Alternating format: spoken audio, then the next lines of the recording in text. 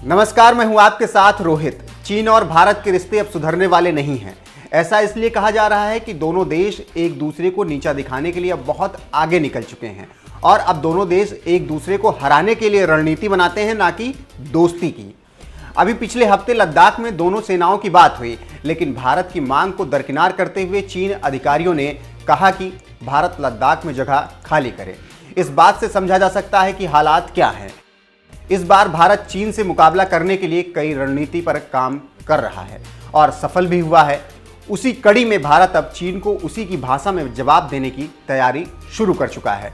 जी हां, भारत और ब्रिटेन मिलकर ग्रीन ग्रिड्स इनिशिएटिव वन सन वर्ल्ड वन ग्रिड लॉन्च करने वाले हैं।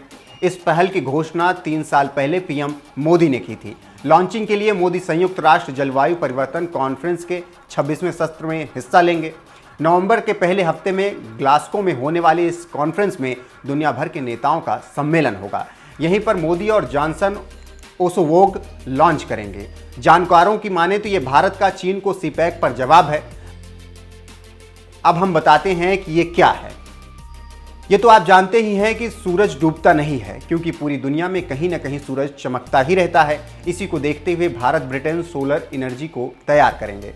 इंटरनेशनल सोलर अलायंस ISA की माने तो ओसोवोग के जरिए एक ऐसी ग्रिड विकसित की जाएगी जो क्षेत्रीय सीमाओं के परे होगी। ये ग्रिड दुनिया भर से इकट्ठा की गई सौर ऊर्जा को अलग अलग सेंटर्स तक पहुंचाएगी।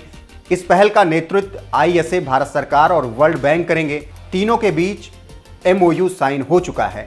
पीएम मोदी की इस पहल को जलवायु परिवर्तन के लक्ष्यों को पूरा करने की दिशा में मास्टर स्ट्रोक कहा जा रहा है। New and renewable energy ministry ने जो ड्राफ्ट तैयार किया है उसके अनुसार ओसोवोग के जरिए 140 देशों को एक कॉमन ग्रिड से जोड़ा जाएगा। जानकारों की माने तो ये बहुत बड़ा प्रोजेक्ट है और शानदार है, क्योंकि परंपरागत ऊर्जा स्रोत खत्म हो रहे हैं। ऐसे में हमें उन स्रोतों पर सोचना होगा और इसमें सूरज की रोशनी इसके लिए सबसे मुफीद है।